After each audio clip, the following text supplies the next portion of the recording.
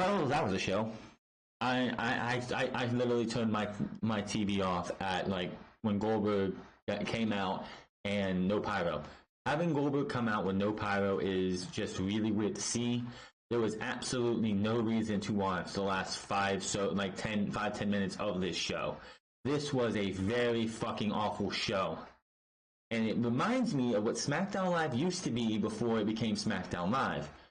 Before the brand split from 2000 and I'd say 14, 13, something like that, to 2016 with the brand split, SmackDown Live was a recap show with meaningless rematches from Monday Night Raw. That was what SmackDown Live pretty much was, for the most part, up until the brand split. The brand split was a great thing for SmackDown Live because it got its own superstars, its own matchups, its own storylines, its own championships. It felt like a great thing for 2016. And now with the wildcard rule, which, by the way, you had Sami Zayn, you had Drew McIntyre, the Revival, which Tom Phillips has confirmed that the wildcard rule for tag teams is one tag team, two members of the tag team count for one entrant of the wildcard rule. You had R-Truth versus Elias in a match for the 24/7 championship with the entire undercard for Monday Night Raw and SmackDown Live, who aren't important to WWE, out there. So you had at least 15 Raw superstars on this show tonight. Already announced, of course, was Sami Zayn and Kevin Owens versus Kofi and Xavier Woods. Alexa Bliss was going to have her Moment of Bliss segment. And again, we had Drew McIntyre, we had the Revival, you had Titus O'Neil, you had Cedric Alexander, and so on and so forth. This show was fucking awful. They had an opening segment with Kofi Kingston, again, throwing pancakes still, because that's what the WWE Champion should be doing, is throwing pancakes. Again, this show was just so terrible. And of course, we had a repeat segment from the night before. You had the Revival and Drew McIntyre and Shane McMahon beat the piss out of Roman Reigns. The only thing you were missing was the Usos to have them around. By far, the SmackDown is just getting worse and worse, and this wildcard rule is hurting every single person who is not a Kofi Kingston. Where was Daniel Bryan and Rowan? Where are they at? Oh, well, they're not Super Showdown. We don't have room for them on SmackDown Live until Stomping Grounds. Another thing about Stomping Grounds and Super Showdown, I did not know. I forgot that Dolph Ziggler was a member of Monday Night Raw the last time we saw him. I figured, hey, he's attacking Kofi Kingston. He's going to be a member of SmackDown Live. Well, they decided tonight, finally, to show his title card, his name card, and it was in the Monday Night Raw version. So I'm like, wait a minute. Dolph Ziggler, for the last 3 weeks, has been using the wildcard rule to attack Kofi Kingston. So you mean to tell me that SmackDown Live's main championship, the WWE Championship, is being defended against a Raw superstar? And then tonight, we had Charlotte, Carmella, and Alexa Bliss fighting in a triple threat match, with the winner going to face Bayley at Stomping Grounds, because they're not going to be at Super Showdown. And Alexa Bliss wins that match. So why do we have a wildcard rule? Why do we have a Raw and SmackDown Tag Team Division? Why do we have a Raw and SmackDown Women's Division? If you have Alexa Bliss going for the SmackDown Live Women's Championship, and she is a SmackDown and a Raw superstar, and you have Dolph Ziggler going for the WWE Championship, when he is a Raw superstar, why do we have a brand split at all? At all. This makes no sense. You made the wildcard rule. You don't even know what the fucking rules are. Someone came on today, like, I replied to somebody about half the Raw, like, there was like 20 superstars on SmackDown tonight with all the undercard, and this guy's like, they're part of the 24/7 rule, so they don't count. And I'm like, that's total BS. The wildcard rule, it was never stated when Foley came out a couple weeks ago and introduced the 24/7 rule, that if you're going for the WWE 24/7 Championship, you can ignore the wildcard rule and you can chase on Raw, SmackDown, NXT, NXT UK, and 205 Live. That made no sense.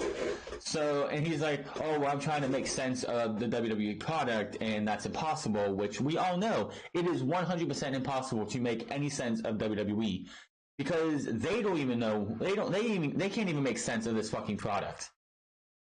This show just reeked of not caring. They didn't care. They're lucky the Raptors and the Warriors are taking another day off and playing tomorrow because I'm telling you right now, if it was the game 3 of the NBA Finals was tonight, this show would not have been able to handle that. And I guarantee you they would have been well below 1 million viewers. They might still drop below 1 million viewers because quite simple, this show was just fucking awful. You had a promo at the beginning of the show, a promo between Dolph Ziggler and Kofi Kingston, and we had like 3 recap packages in this entire time. You had Kofi going back to Ghana, Dolph Ziggler talking about what he's been doing, and there was another one that showed up that I can't remember what happened. And that's all in the first segment. So I'm like, geez, this is starting to feel a lot more like WCW, and the fact that you had one of WCW's top draws to close the show, it's like, this is really feeling like WCW. And then the highlight packages make me feel like, wow, did I go back in time about 4 years when SmackDown Live was, nobody cared about SmackDown Live, nobody watched SmackDown Live? I guarantee you, not one single person who does reviews, unless you were paid really handsomely to watch SmackDown Live to review it, watched SmackDown when it was taped live, like taped on TV, back when it was on Sci-Fi Channel or My Network TV or the CW or what was the other one? UPN or anything else, and every other place they've been to. This is unacceptable. When WWE to Fox in October, they cannot have shows like this. They have got to take this shit seriously because Fox will cancel SmackDown like that. Let the ratings go as low as they're probably going to go. This show just... Where have Kaiser and Asuka been? They've been missing for 2 weeks, 3 weeks or so. Where is Mustafa Ali? He was not on show this week. Finn Balor made his return, which I would have been fine if he would have been off TV going into Super Showdown because he was still selling his injuries from the Money in the Bank ladder match, and they could have had it be like, well, we haven't seen him. They could have played it off as, we haven't seen him since that, and he's supposed to defend his title at Super Showdown. You could have had Andrade for the last 3 weeks wondering if Balor's even like man enough, or can he like man enough to make it to Super Showdown to defend the Intercontinental title. They could have did a lot more than what they did, but nope. They had Apollo Crews get hit with the DDT, the hammerlock DDT, and then Balor comes out. They fight, and Balor gets hit with a hammerlock DDT in the end. WWE has zero creativity. Out comes Kofi Kingston and Xavier Woods. As Greg Hamilton does the introductions, they announced they've plugged the Dolph Ziggler versus Kofi Kingston match at Super Showdown on Friday. Kofi says he's learned over the past few months that life is crazy and full of surprises. I'm like, Kofi, I actually said this, Kofi, I said this on Twitter, Kofi, you've been with this company for 11 years, and it took you until now you didn't realize that life is crazy and full of surprises? That is the dumbest thing I think I could have ever heard come out of his fucking mouth. Everything that you've been through in your entire career, and just now, life is crazy and it's full of surprises. What in the literal fuck? He thought he'd seen it all and done it all in the WWE years. Kofi goes about highs and lows and how he's led to him winning the WWE title at WrestleMania. Fans chant, you deserve it. I fucking detest that fucking chant. The what chant is the worst chant in all of professional wrestling. That's all. Let's like not even have an argument of which one is the worst. The what chant is absolutely by far the worst chant to ever be brought to the company, and it's Stone Cold Steve Austin's fault for that, and the invasion angle. That was when that chant was born, and it is one of the absolute fucking worst. This one is the second worst. You deserve it. No one deserves shit. You don't deserve shit when you come into the WWE. You don't deserve shit. You earn everything that you fucking get. The you deserve it chant is just overused and overdone. Just like the worst 3 chants in my opinion are the what chant, you deserve it, and this is awesome. This is awesome is starting to get a lot more egregious because you'll just have somebody do a moonsault off the top room and like, this is awesome. And it's just a fucking moonsault. It's like, come on, people. There have been multiple times over the last year or so that I've seen just a basic wrestling get this is awesome chance, and I'm like, this wasn't even awesome. It's just basic shit. Give it a fucking break. Now Kofi thanks them. Kofi says, as great as that is, and what's most important to him is being able to inspire others. And then we cut to our first video package of tonight, and it won't be the last. From Kofi's recent homecoming trip to Ghana, his first visit back home in more than 26 years. Now, I'm not gonna shit on the fact that he went back to Ghana. That's awesome for him to do. I knew that's why he wasn't losing at the bank. He was going back to Ghana as WWE champion, no doubt about it. But why would you show this video package here? Here's what you need to do, WWE. Take all the video footage that you had for Kofi, add a couple interviews, and make it a 24 special on the network. Why would you put this video package on here? Make it a WWE 24 Kofi's Homecoming. That's what you should have did with the video footage. You took cameras to Ghana, which I'm pretty sure they're still going to do that 24 special. I could be wrong. But it would not surprise me if that's what they do for Kofi Kingston coming up, is that they do a video special, a 24 special with him going back to Ghana. Would not surprise me. But it's like, why would you use that video footage now? Because, the fans are going to cheer because that's their condition to do that. But people at home really aren't going to care. A lot of people at home really aren't going to care. All the video packages tonight, nobody would care. It's like, there were 3 video packages in this entire opening segment overall. And it's like, that's how you want to keep fans here? Just keep showing them video packages? This is, WWE can call it sports entertainment or whatever. But you are running a professional wrestling company. You need to have more wrestling. Raw last night only had 39 minutes of wrestling. You had a bad women's match in Nikki Cross and Peyton Royce, not Nikki's fault. You had a bad shoot fight between Lacey Evans and Charlotte Flair, which was awful. You had Cesaro versus Ricochet, and you had that 6-man tag match at the beginning of the show, totaling about 39 minutes on a 3-hour show. Absolute ridiculous. I would love to see the numbers we had tonight because there was barely any wrestling on this show. Kofi talked about how important his trip to Ghana was. He said it was an amazing feeling to tell a child that he can be what he wants to be. And then Dolph Ziggler comes out on stage. Ziggler says if this were Friday, he would be beating the hell out of Kofi in the ring. And at this time, the Ziggler name came up, and it was under the Raw on the Raw. It was in the Monday Night Raw style, and I was like, huh. So Dolph Ziggler has been on Smackdown the last 3 weeks, so SmackDown's been breaking the wildcard rule again and again and again. The wildcard rule is absolutely ridiculous, and it was broken overdrive tonight. It should have been, he says, as we get more throwback clips of him.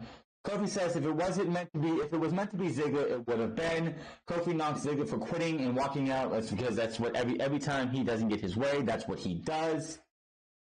Kofi says he's never quit on himself, his brothers, or the WWE Universe. Fans pop and chant for Kofi again as Ziggler stares him down in the ring. Kofi says it's not going to be Ziggler at Super Showdown again, and as long as Kofi is champion, it will never be Ziggler.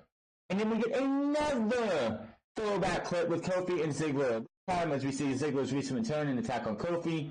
Ziggler says on Friday it will be him. Ziggler turns and walks up the ramp as Kevin Owens and Sami Zayn come out. 3 highlight packages or throwback things in one fucking segment. That is absolutely fucking ridiculous. No call for that. SmackDown is starting to fall more back to what it was before the brand split, and it's getting sickening. Sami Zayn, Kevin Owens versus Xavier Woods and Kofi Kingston. This was an actually pretty good match. I'm pretty sure this was the longest match of the show, but it was a good match. The biggest question was coming is how well is Xavier Woods back, because he has been, beaten up by Dolph Ziggler. He had been beaten up by Kevin Owens and Sami Zayn. Who do you think won this match?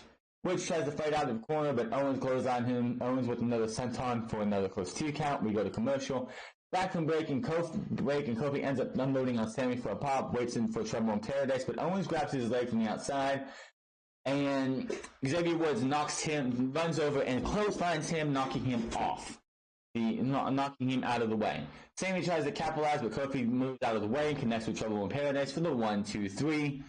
After the match, Kofi and Woods celebrate as the music hits, but Ziggler suddenly, with a super kick out of nowhere, levels Kofi. Then levels Woods with 1-2. Fans boo as Ziggler stands over Kofi and looks down at him, and that was that.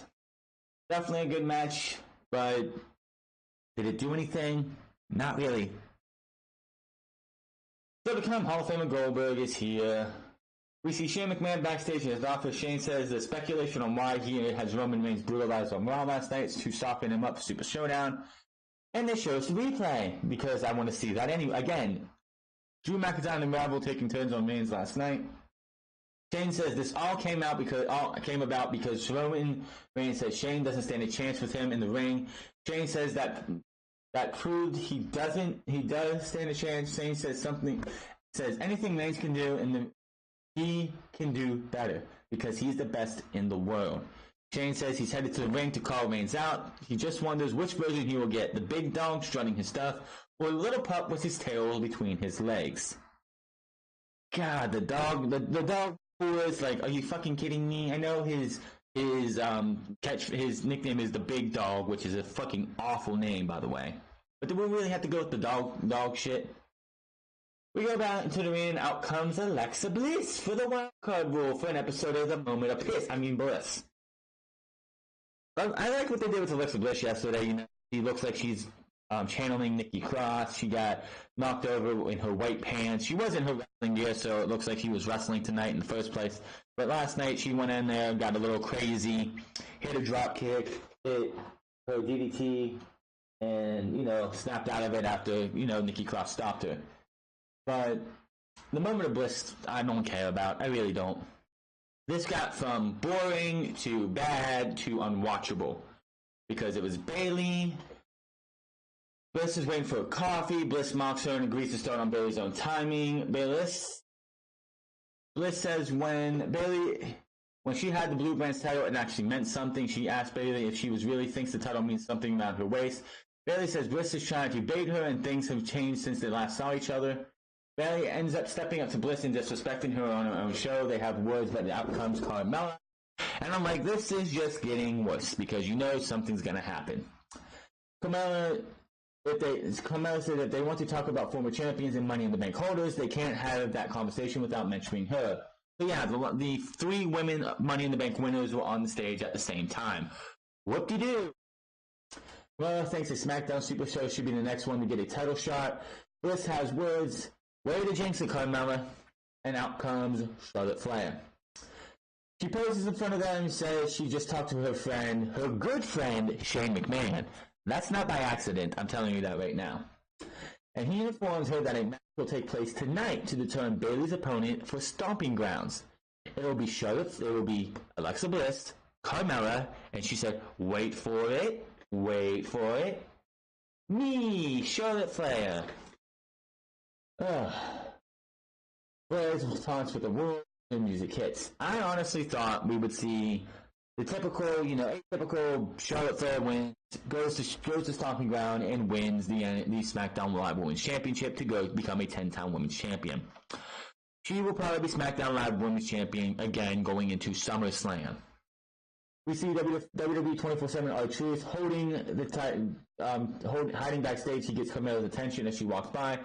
Truth says Carmella has a big opportunity tonight. He talks about how he's been defending the title and he's waiting for Shane to call him back. Shane calls on Carmella's phone and she hands it over to Truth. Truth says the title is ruining his life. Apologizes for interrupting Shane McMahon Appreciation Night, and Shane says he is apparently saying the rules are to blame for the title causing stress. Shane is also saying something about a standard match that Truth has right now. His opponent is on the way to the ring, and Truth runs off to the ring. Carmella takes the phone and is surprised at what kind of match Truth has. So, we didn't know what was going on. go to the ring and outcome, and we see Elias in the middle of the ring with his electric guitar. I guess he ran out of acoustic guitars after smashing his last one over Roman's back at Money in the Bank. So actually, we didn't get to hear an Alliance concert because he started playing, and they went to commercial break. We came back, and he wasn't playing, and everybody from Raw and SmackDown's undercard, like lower mid card, was standing outside the ring, and it is a 24/7 lumberjack match for the 24/7 championship. But none of the lumberjacks can pin R-Truth or Elias for the title. This is different than what we would have saw for the Hardcore Championship, where if they had a lumberjack match, everyone would go crazy and the champion ended up getting pinned, and then that person became the Hardcore Champion. The bell rings. This match went about a minute and a half. Truth gets sent to the ring, tossed back in by the lumberjacks after they beat the holy hell out of him. Elias connects with the knee to the face for the 1, 2, 3, and Elias becomes another two-time 24/7 champion. After the match, Elias is celebrating until the lumberjacks surround the ring, attack him in the middle of the ring, and a big brawl breaks out. Elias escapes and brawls to the floor, crawls to the ring, crawls out of the ring, runs into Truth on the floor. He chases Elias under the ring as the lumberjacks continue to brawl in the ring. Truth comes from under the ring with the title as the bell rings. Because for some reason, somehow, without us even seeing, unless they have a camera under there, Truth somehow pinned Elias in that very, very small space to become your 24/7 champion again. Somebody just take a gun and shoot me in the head, please, because this is fucking awful. You know that episode of Family Guy where Chris is like trying to find a hobby and Peter's trying to help him, and they start doing stamp collecting, and Peter goes, now this is a loaded gun. We're gonna put that to your head because this is awful. That's how I fucking feel after this shit right here. This is fucking awful. This is the best you have for me. And then there's people like, oh, this is the best thing on Monday on WWE television. This is the best thing on TV. Bullshit. And anybody who says, oh, well, WWE social media is blowing up with the 24/7 championship. It has 5 million views on YouTube. Do you really seriously think that 5 million different individual people watch that fucking segment, that fucking video? Give me a fucking break. That is probably like 10 or 15 of those losers who sit at home and sit there and just continue to click just to get those views up. Give me a fucking break. You can't take social media popularity or something like that and take it at face value. Especially something like this. This is fucking awful. And you should, if it's doing great on social media, keep it there. You have Facebook, Twitter, Instagram, Twitch, YouTube. Just leave it on there. Put it on your network when, like, I don't know, not the network. Keep it away from NXT and NXT UK by any means necessary. Goldberg comes out later. Shane McMahon is walking to the ring. Back from break, and we get a new backstage promo from Aleister Black. Black says he issued an open challenge last week, but maybe it's cowardice or intelligence that keeps anyone from knocking on his door.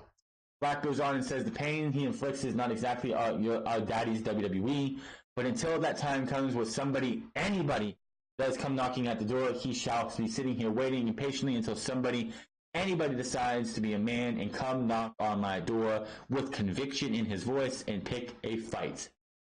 Aleister, I know you have a social media account. I'm pretty sure Buddy Murphy challenged you to a match on Twitter, but I guess since he's WWE's best kept secret, Aleister didn't notice. We come to the ring, and out comes Shane McMahon with the Revival, Scott Dawson, and Dash Wilder. But wait a minute, they just had Sami Zayn, Sami Zayn, Alexa Bliss. You had like half the wild card rule was still kind of fucked tonight. Plain and simple. Shane enters the ring with the Revival, but he stops as Hamilton do the best in the world introduction, and fans start chanting for CM Punk.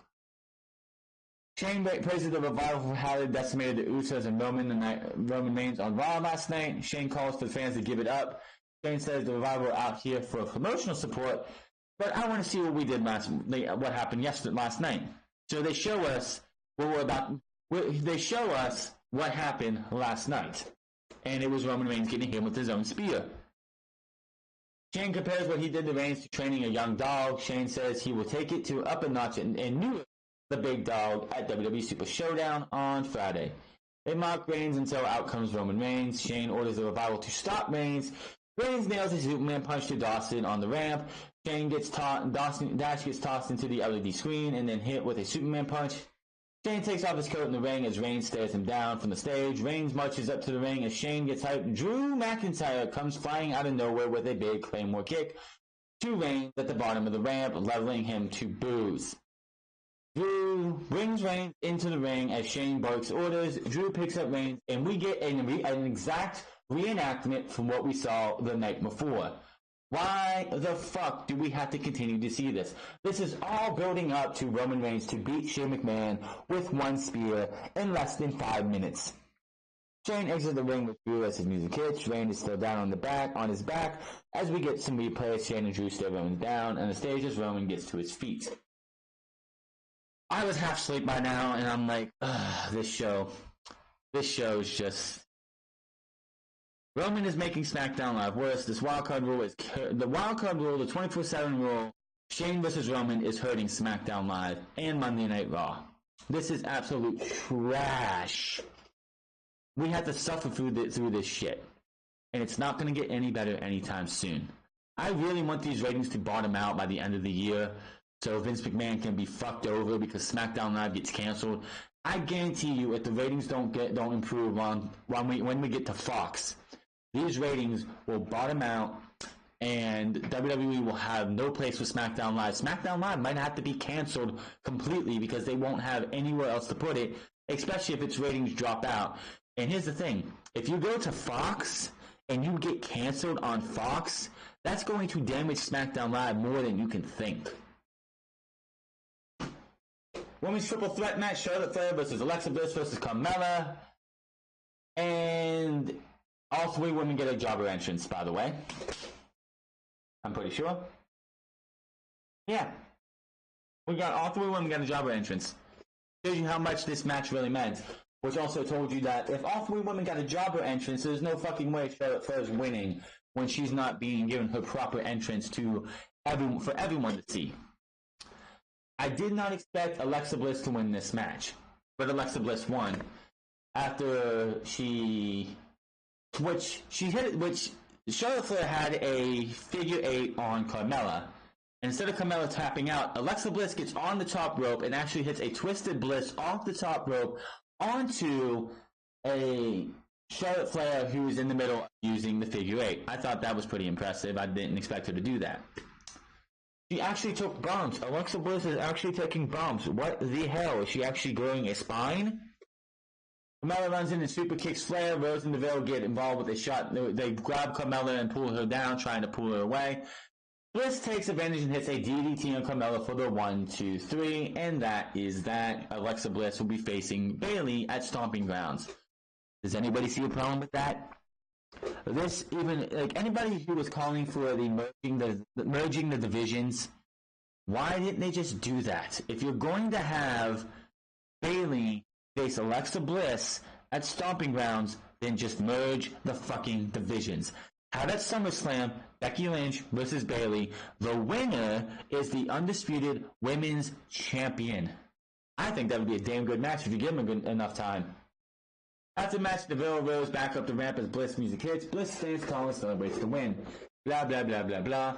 We get another video package with replays from Brock Lesnar did to Seth Rollins last night on Raw. Tom says Rollins received several medical evaluations after Raw, but he vows to be a Super Showdown on Friday. Don't care. Go to break, we come back, and Kayla Braxton is in the ring with a mic to introduce her guests. The first interview, and out comes Lars Sullivan. Tom plugs the 3-on-1 handicap match, which nobody cares about. Nobody gave, you could just hear a pin drop. Kayla Braxton asked Lars Sullivan what drives a man like him to do what he's been doing. Fans chant for Goldberg as Lars pauses for answering the question. Lars, after like the Goldberg chants died down, and then Lars just kept standing there, and you could hear a pin drop because the fans gave no fucks. Lars says, "Why would you ever ask?" And this was weird. Would you ever ask a nightingale why they sing their sweet song, and would you never ask a lion why they methodically stalk their prey before ripping their teeth into it and tearing its head off? Fans start the what chant. Lars says, "Then why would you ever ask what drives a man like me?" Lars goes on and says he's been defined by one word his entire life, and he tells Kayla to say the word. Lars says Kayla Braxton. I will say, played her part beautifully because she looks scared to death from the moment he even said what he said. Like he said, "I've been defined by one word," and he wanted her to say it. She literally looked like she saw a ghost. She literally played up her part of being scared to death of this guy. He looks at her and is like, "It's okay. It's okay. It's okay. He can take it. He's been called this word his entire career." And she says, "Say it." And she brings the mic down, and in the most scared voice I think I've heard her say, she says, "Freak." Like, it was like, I can't mimic how she said it.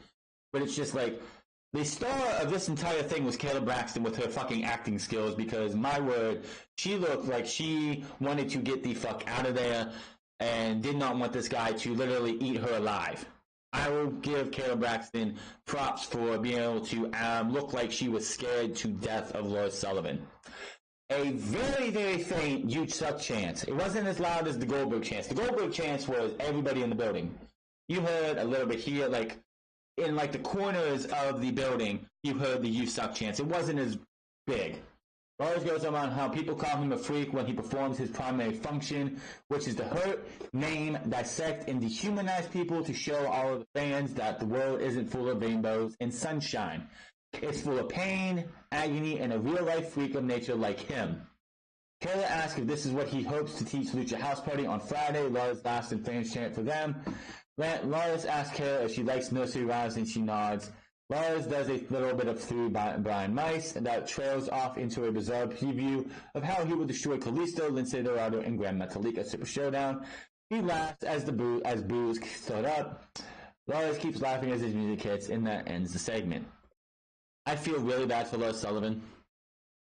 The anxiety attack that happened to him earlier this year, I'm not gonna say that's just personal problems. I can't say anything to that, even though I've had a couple attacks. I've had panic attacks before.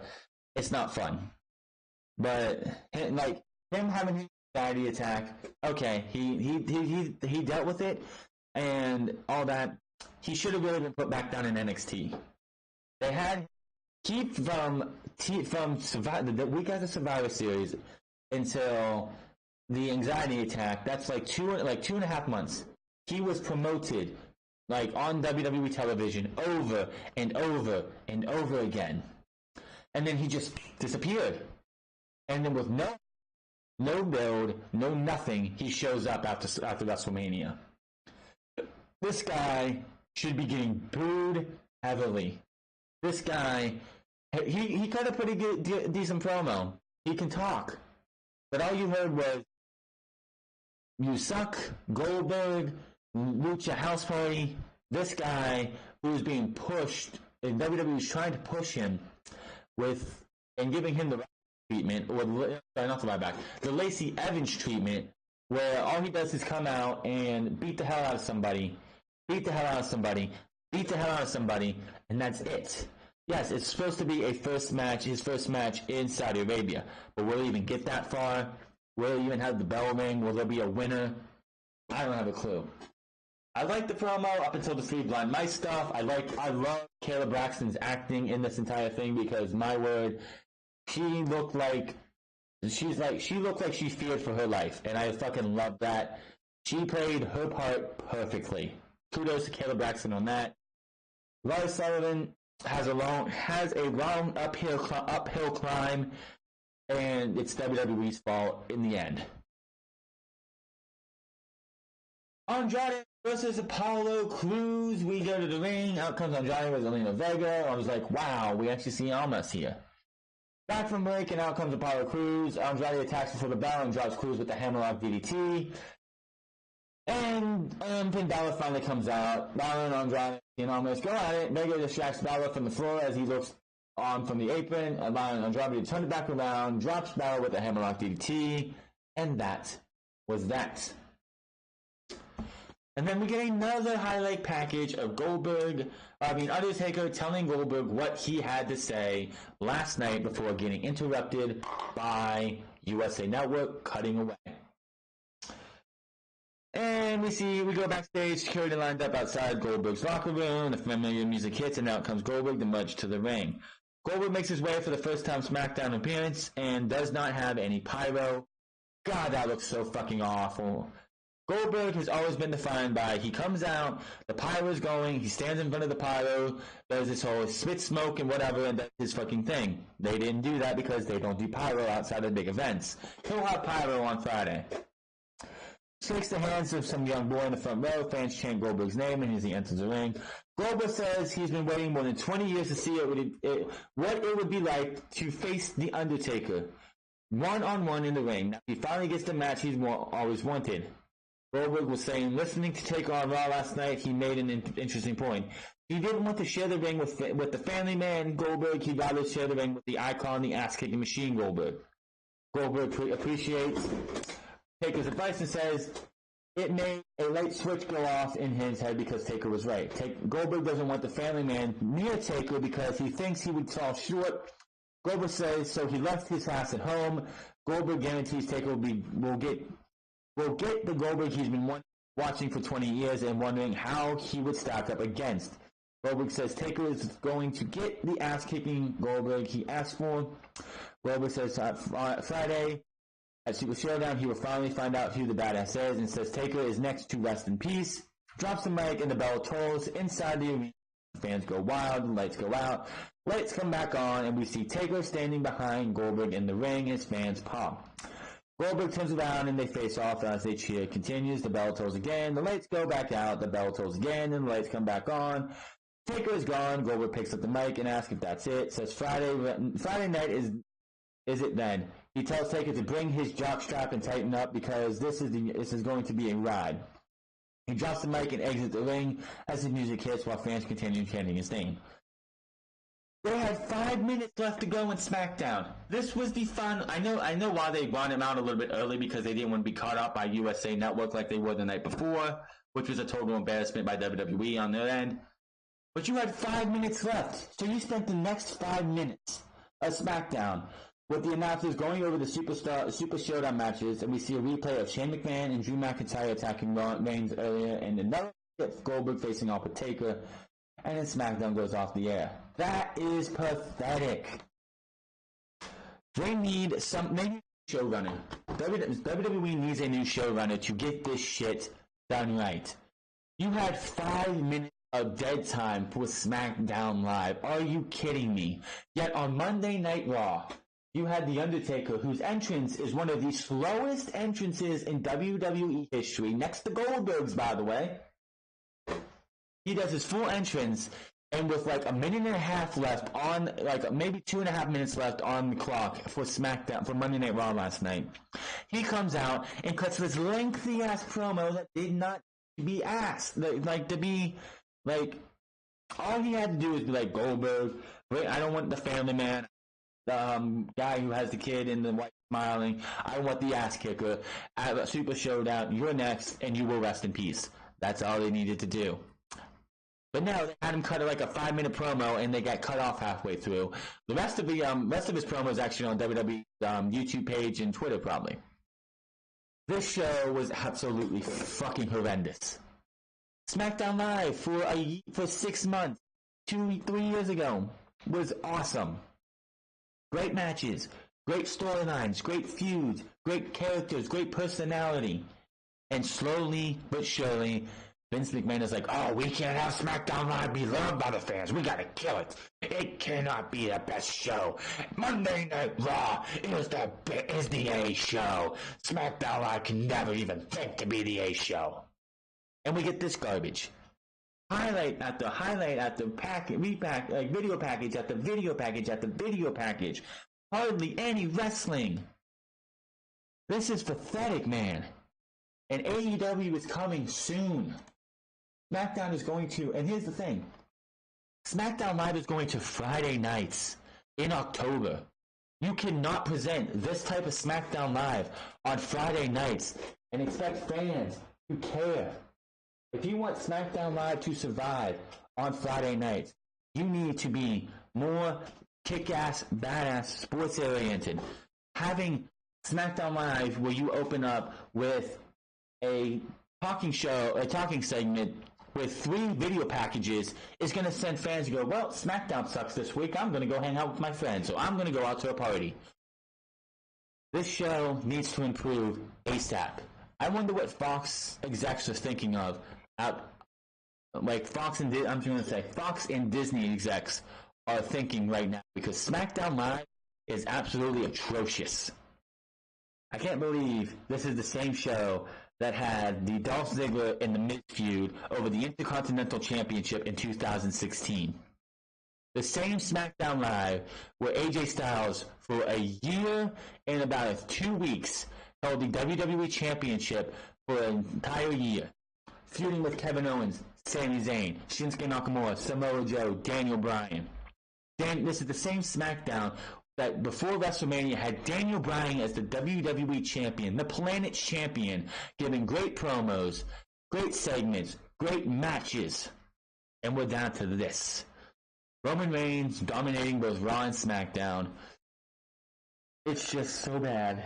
The wildcard rule is a detriment to WWE. How can Fox and NBC and Universal want the stars on both shows when you are very limited stars and you're overexposing them over and over?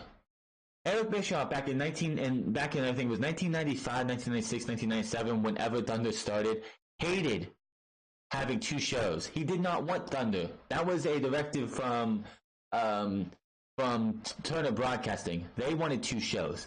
He didn't want 2 shows because he knew back then that having 2 shows was overexposing the likes of Hall, Nash, Goldberg, Sting, Bret Hart, everybody, like Chris Benoit, Chris Jericho, the NWO Raw. It would be overexposing. Going to 3 hours, he even knew back then, was a bad idea. WWE is becoming WCW more and more every single week. This is going to get worse, and it's probably not going to get better. And by the time Vince McMahon is gone from this world, he'll probably his last breath will probably be him laughing because WWE is dying, and he's the one who killed it. I have no hope for this company. I want to see them get better. I want them to be good competition, but right now AEW, without even TV, is winning this race. And when we get to TV for AEW, yes, it's going to feel different. We'll see what it's like then. But there is no fucking possible way they're going to get this bad right away. Complacency is definitely a detriment to everybody. If you are complacent, you are going to, it will hurt you from the inside out. It will tear you down from the inside out. Vince McMahon and WWE are complacent. NXT is not, but WWE main roster and Vince McMahon are 100% complacent, and it's sickening. NXT Aftermath show is tomorrow, so we are going to be taking that day off. I will be back for Saturday's episode of Unscripted, episode 73. Dustin Rhodes will be on Talking Jericho tomorrow, so maybe we'll have a lot of news coming out of that. If there is enough AEW news, we will do what we did this week and have WWE news on Saturday and AEW news on Sunday.